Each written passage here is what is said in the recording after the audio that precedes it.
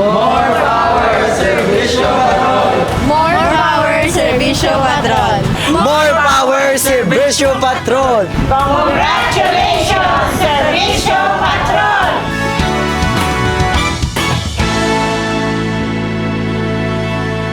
Happy Monday, everyone! Ano naman kita ako, si Angelo Angolo. Kanami gidya when you start the week right, di ba? Yes. Ako naman si Minia Lopez. Kag ang perminyo ginapulihan dere. Ako si Nico Delfin, kag great weekend do. Kag kabay, maghasugod nga manami ang aton nga si Mana Subo.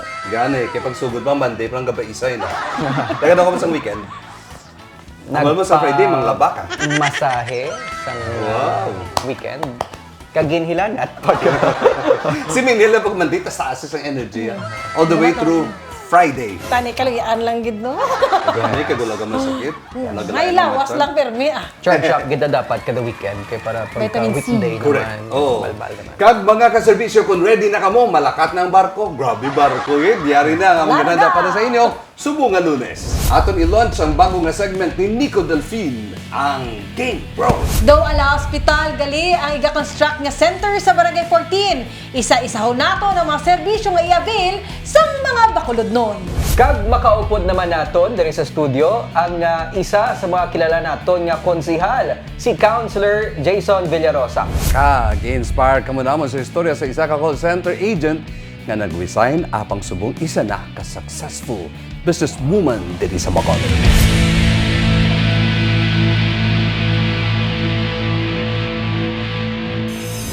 Masobra 800 ka mga summer jobbers sa Bacolod ang nagbaton na sa ila sweldo. Yung padasig ni Mayor G ang proseso. Kada isa, nagbaton sang halin 9,600 pesos, pagkato 12,300 pesos.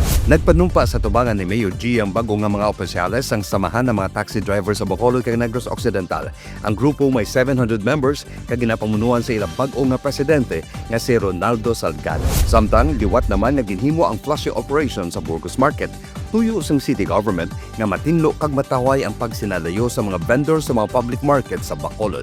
Nanumpa ang bago nga mga officers ng Philippine Dental Association Negros Occidental Chapter sa pagpamuno sa napilian nga presidente nga si Dr. Helen Grace Recuelo. Si Attorney Rep de Monteverde ang nag-represent kay Mayor G. Ang PDA nag-celebrate sa buong sang ila 88th anniversary. Sa barangay Tungub, 25 tanan ka mga couples naging kasal ni Mayor G. Iya gid wish nga sila ang magayuan sa ilaging tukod nga pamilya. Kag antes ang ila concert, naghapit gid anay sa BCGC ang banda nga Ben and Ben para mag-courtesy call. Silang mainit nga ginwelcome sa city officials kag mga empleyado. Impahayag sa banda nga nanamian gid sila magbalik-balik sa Bacolod bangod sa mainit nga pag-amuma sa ila diri sa City of Smiles.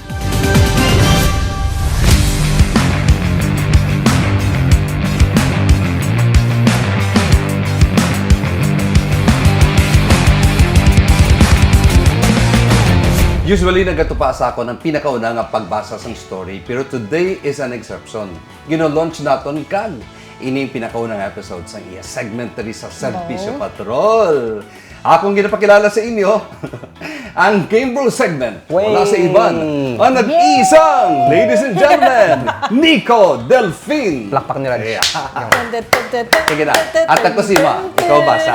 Madretso na lang ko basa sa prompter. Kaya Go, go. naman ni karon ang base makadtuan no. Kag let's kick it into the Bacolod football. Nagligad lang abing bulan nangayaw ang Buglas Filipinas football girls sa Australia.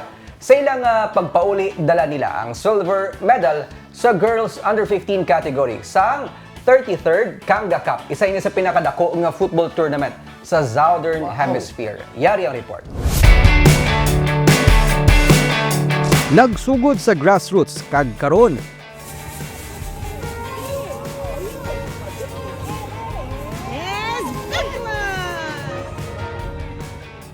silver medalist na ang katapo sang Buglas Filipinas Girls Football Squad sa ginhiwat nga 33rd Kanga Cup Girls Under 15 category sa Canberra, Australia.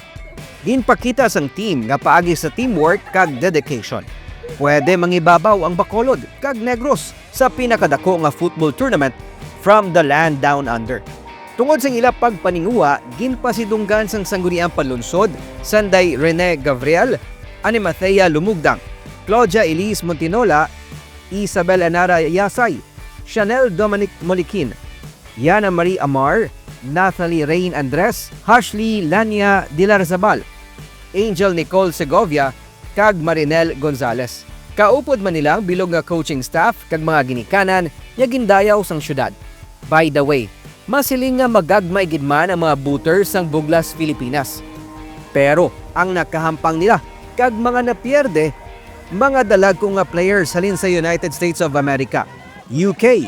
May mga teams pagid nga nagkompete halin sa Denmark, Italy, Russia, South Africa, South Korea, Malaysia, India, New Zealand, kag Chinese Taipei.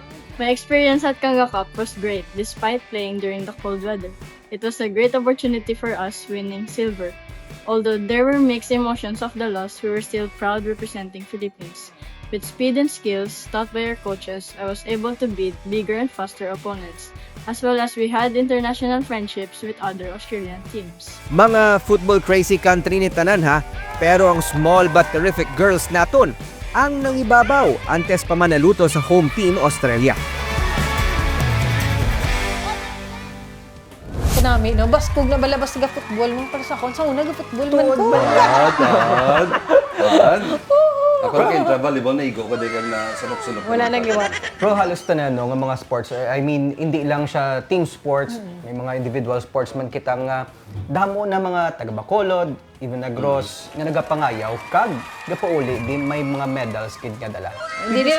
Ang softball, may time to nga. Kasi yung ano. Ang Little League naton. Ang Little League. Kag subong isa ni sa sunod-sunod. ginabalik ni mga teams ta from Bacolod, Sagay, Bago, nga gapangayaw na sa no, Mecca. kaya naghipos. May time to nga every year gadaog Guro sila kayo halos. pandemic, guro naglabay guro Hindi, sa pandemic. sandugay pag ito yan. Gamay ka pa tuloy. Kag good thing nga hindi lang softball, may volleyball na field. kita, may taekwondo, kag karon football. Kanami, no? Kay ano man na bala? Bitaya, hindi makasaram, pero makabato. Gidya-galing Bacolod. Bakulod nun taya. Kita na gid na. Kag it's been a while nga may team o kun athletes kita halin sa Negros kag Bacolod nga nangin madanilagon pareho sa football competition. Hindi basta-basta nga mangayaw kontra sa mga higante kag mga powerhouse teams. Pero napamatud-an sa aton nga Buglas Filipinas girls nga bisan diin nga lugar nagapangibabaw ang Pinoy. Again, congratulations girls and Buglas Filipinas FC. You make us proud.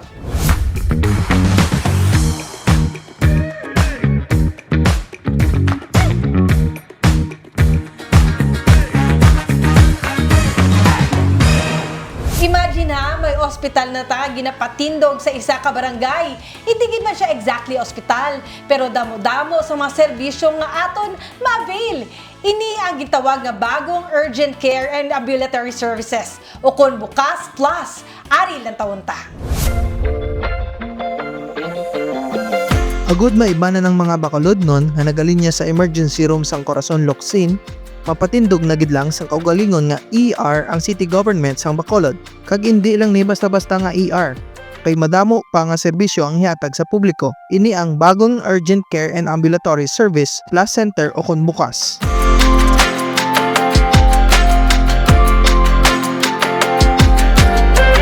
Si Mayor G kag CLMMRH Medical Center Chief Dr. Joan Serrada ang nagpirmahanay na sang Memorandum of Agreement. Ini ang ginsaksihan ni Congressman Alvi Benitez kag DOH Undersecretary Dr. Mary Ann Mestral.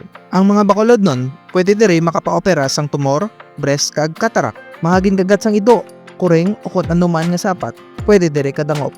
The commitment of the city is that by the end of the month, mapa-publish na.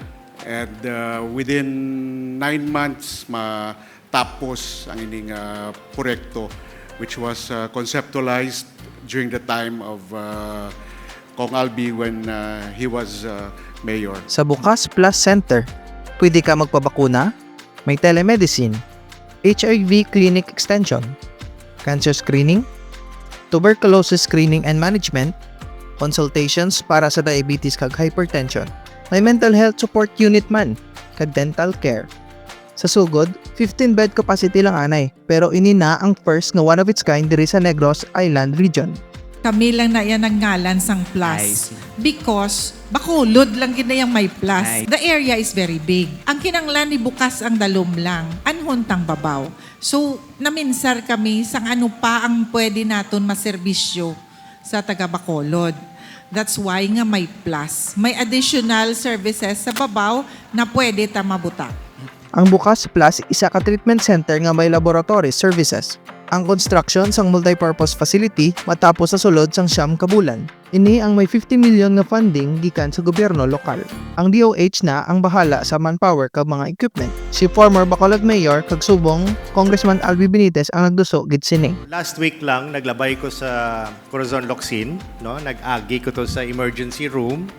Dito ko nakita nga ang emergency room tamaan gid kagutok para sa atong emergency room. So, hindi ni siya daw subong lang natabo, dugay na ni siya, which is why antes matapos ang term ko, no, ginpangitaan tagid paagi kung nano ta ma-augment kag mabuligan ang mga aton emergency rooms, particularly ng Corazon Locsin. So, ining Bukas Center is one of those solutions nga ginplastarta para ang mga pumuluyo, ang mga pasyente hindi na mabudlayan. Tuyo nga mahatagan sang madasig nga pag-atipan ang mga non-critical cases. Zero billing o kung wala sang bayad ang laboratory, mga bulong kag emergency cases. Ini nagapakita nga seryoso ang gobyerno lokal na mapaayo pagid ang mga serbisyo para sa ikaayong lawas sang mga Bacolodnon.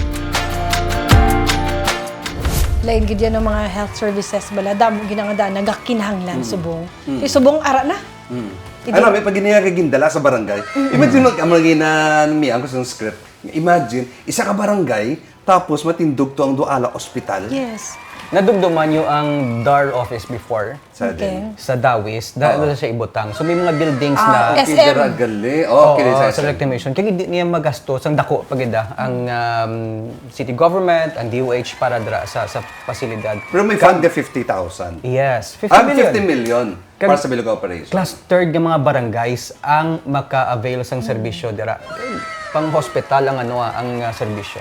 Mayo gid niya do na panomduman gid. Ay, di lang gid. Kung class 3, let's say, halin ko sa Langilan, Class 3 may imagine may ang SM nagsugod na sa ilang operation. So ang barangay 12, 10, 8, 16, nagiban pa nga mga barangay nga nagadungop before sa isa da ka health center sa barangay 12, kung hindi ko magsala. Dodra na sila dra na sila makadto. Ang Manila nga mga kami services sila sa mga animal bites, Yeah. sa mga vehicular accident, kung pinakalapit sa ila, pwede. Tapos na may cancer assessment, treatment to sila. Kadamo actually. Mayo gini kay way labot no nga masarado ang natala ng pagsarado sang emergency room sang Corazon Locsin Montelibano Memorial Regional Hospital, ma-decongest ang tanan yung mga pasyente nga Yes. nagasulod sa regional hospital. Muna importante gid. Kiti kung major, minor, tanan dira, that's why, gaginutok lang. For this time, wala ko kabalo sa ilang capacity pa. Makuton tayo sa sunod. I-guest na lang sila dire. Okay. Once nga magasugod na operate ang Bukas Plus, wala labot nga madamo nga mga Bacolod doon ang mabuligan, mabuhinan man ang mga pasyente sa ospital.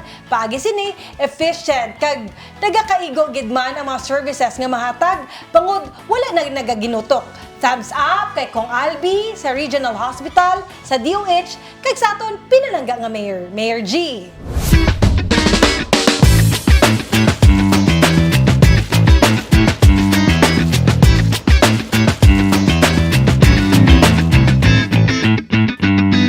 Sa nagligar ka si Mana, gin-guest natin dari sa studio si Attorney Ruben Micael Sabig, ang pamuno sa Bacolod Traffic and Transportation Management Division, bahin sa tuman kagahod nga mga motor. Nag-operation ng BTTMD kag may mga nagladakpan. Una gid, mayara kita sang ordinance. Kung ginasupak, siyempre, may multa. Kaupod natin subong diri sa studio si Sangguniang Panlungsod Member Jason Villarosa, ang Chairman sa Committee on Tourism and ICT. Welcome, Councilor. Thank you for the warm welcome, Sir Angelo, Ms. Piñal, and of course, Sir Nico, for welcoming me no, sa inyong program this day. Kag syempre, ginakamyaw taman ang aton pinalanggang Mayor Greg Sataya, for this opportunity and of course padayon sa pagserbisyo. Diba si kada si Manari ka na di? Bao. Pwede kita anytime. Pwede maging suki. Damo sa mga programs and projects daw. Okay. Nang Councilor, ikaw ang nag-file sa resolution urging the executive branch nga ipatuman ang city ordinance. Yes. Anong nag-push to sa imo? Kumaga, anong nag-urge sa imo nga mag-urge sa city government? Yes, actually the main purpose or reason nga gin-file ta ang resolution urging the city mayor to implement city ordinance number 356. One of the reasons kay nakita ta sa social media ang reklamo gid sa mga pumuluyo. And I myself had an experience with regards to excessive loud mufflers nga labi na gid sa aton nga mga kauturan nga usar sang mga open pipe ng mga motor. Sakit sa dulunggan. Yes, very tingil kag sakit gid sa dulunggan. That is why nga isa ina sa mga rason nga gin-file ta ning resolution. So from there, with the help of our team, legal team naton, gin-file naton ang isa ka resolution nga i-urge ang aton nga city mayor requesting him as well to implement the said ordinance. Nadumduman ko do more or less 10 ang nadakpan, Councilor. Pwede lang ni guro mga do ningas kugon nga type. Dapat masigi-sige. Yes, actually amo man na ang that was one of the concerns of the sa aton nga pumuluyo nga basi labay lang agi lang. We have to make it gid sige-sige gini siya dapat Sir Nico nga dapat hindi lang one time big time nga implementation sang aton nga city legal sang aton Bacolod Traffic Management nga office department kag syempre in partnership man with the LTO in coordination with them kag sa BCPO naton. Pero Councilor, with this ang pag-file ni, are there oppositions? May nagapamatok man ba lang? Yes, actually there are oppositions especially on social media. Okay. Hindi naton manigar. There are positive feedbacks, there are negative feedbacks. And actually next week or sa dason man nga inadlaw ma-meet kita with the one motorcycle group. May ara lang sila mga concerns with regards to the implementation of the ordinance. So matian naton. Very open kita nga aton opisina. Siyempre ako man mismo very open man kita for future amendments ang sining ordinance. SP, sa pagkaintindi mo nga gusto nila sang open pipe. Ini para magatag. Kung isabi nila daw ka one-sided. Okay. Sa part mo SP, anong pagkaintindi mo nga open pipe sila? Actually, for the thrill of it.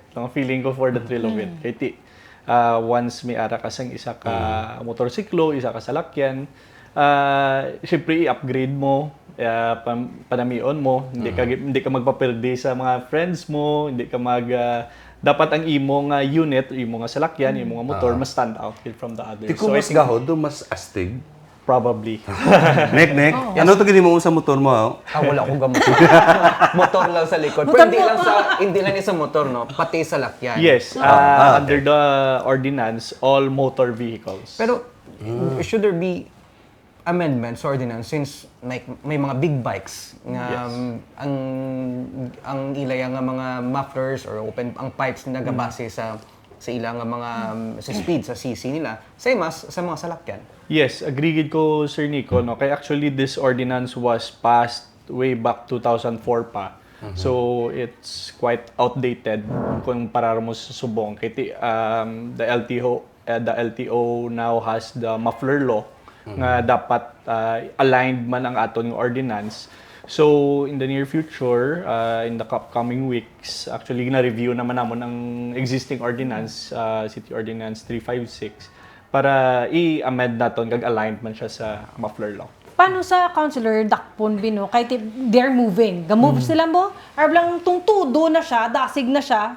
Paano siya madakpan? I think one of the ginihimo sa aton nga mga kapulisan conduct sila sa mga checkpoints. Okay. Checkpoints, road inspections. gina-flag down nila ang mga salakyan, ang motorsiklo kay para maano lang nila, mapahinay-hinay. Attorney Sabig, may question to si Lilian.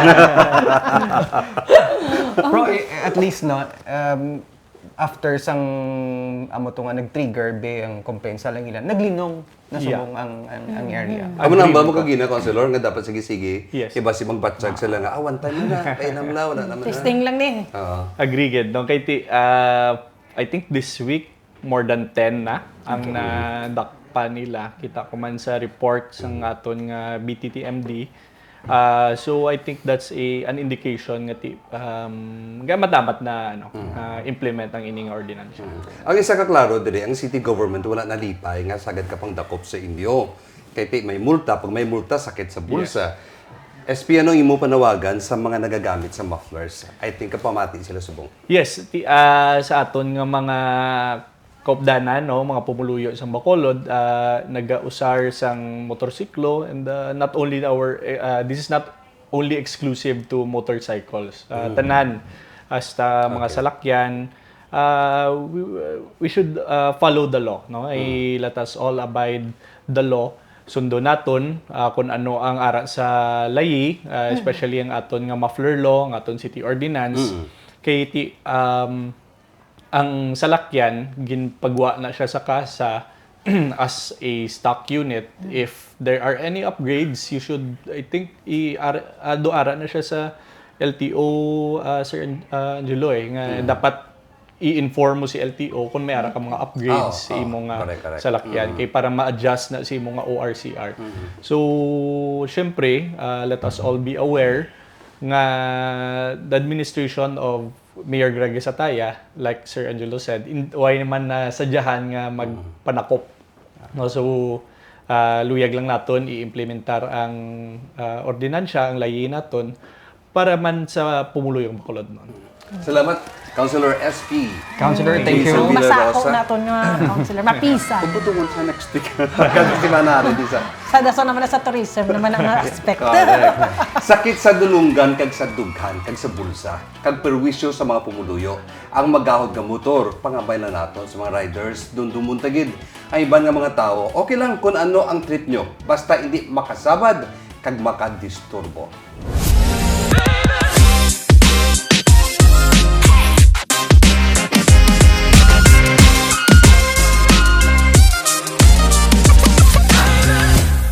Halin sa pagka-call center agent nangin team leader kag subong isa na ka-successful nga cafe kag cake owner. Kilalaon naton siya kag iyang mga inagyan antes naglabot sa iyang mga handom kag ambisyon. Yaring istorya ni Joy.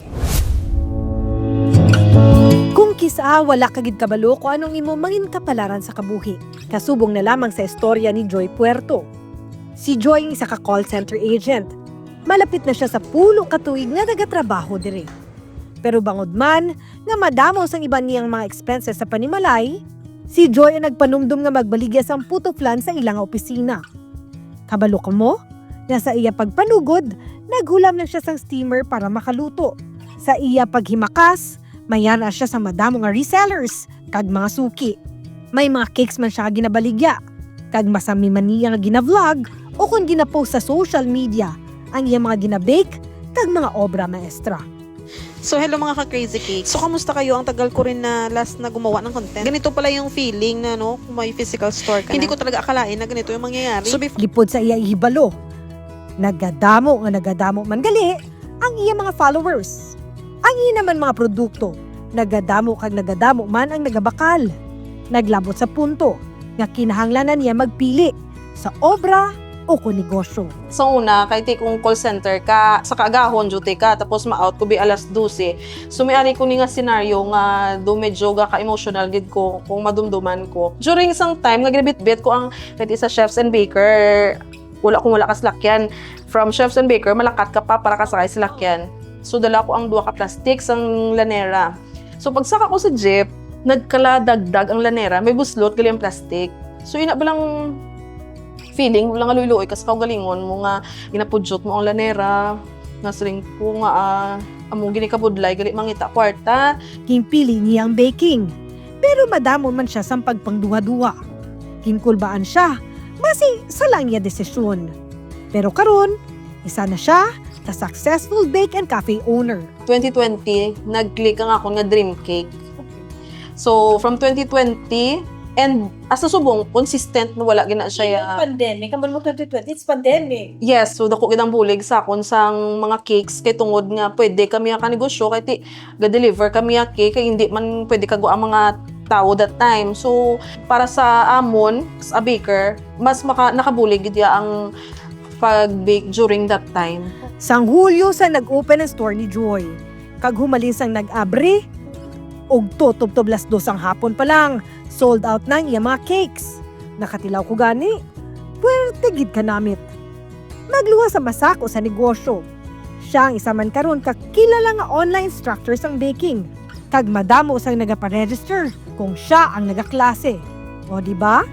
To be consistent. Kay for example, ako sa 1 to 2 years nag-start ko 2014. Ang business ko nag-boom 2020. So it took 4 or 5 years nga nakita ko nga medyo nakita ko nga doon nag-success ang akong business. So what if nag-stop ko gali sa 1 or 2 years? So wala ko siguro subong. Halin sa tricycle sa paglibot sa iyang mga baligya. Subong, sakay na si Joy sa iya nga dream car.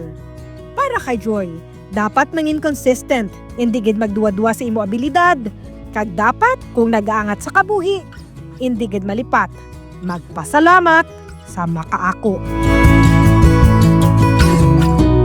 Anong mga bestseller sa kay Joy? Namit tong chocolate cake. Yeah, may mga caramel something. Kanamit gid ya kay nga kabalo ka ugto pa lang alas 12, alas 2, ubos na, sold out na. Adlaw.